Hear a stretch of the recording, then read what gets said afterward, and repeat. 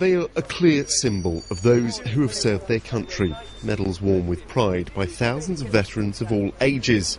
They might recognise participation in a particular campaign or long-standing service. But thousands of Forces veterans who've served Britain have no medal to show for it. Their work never qualified them for one. Cases raised at this conference include servicemen and women who didn't serve in Northern Ireland itself, but in mainland Britain still faced real threats from the IRA in the 1970s and 80s.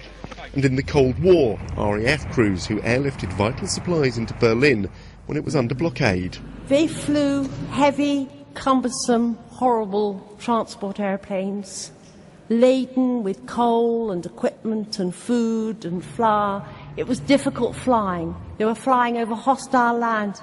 It was not glamorous.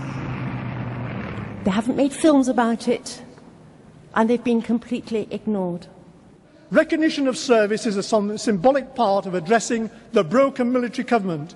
We have allowed the MOD and successive governments to deal with our veterans in a shabby way. It is time for action before it's too late for hundreds of thousands of our ageing former servicemen and women.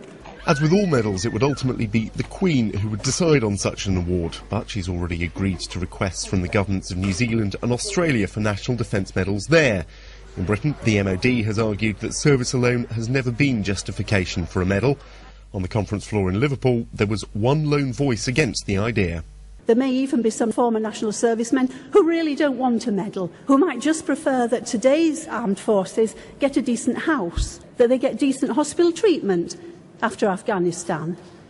So let's think about how we're spending the time and energy on asking for medals. Can I see all those in favour of the motion, please? And those who wish to vote against? That's carried unanimously. The vote here is in no way binding on the coalition government, but it does send a message, and it's important political support for a campaign that's been going for some time, run by a non-political organisation. James Hurst, Forces News at the Liberal Democrat Conference in Liverpool.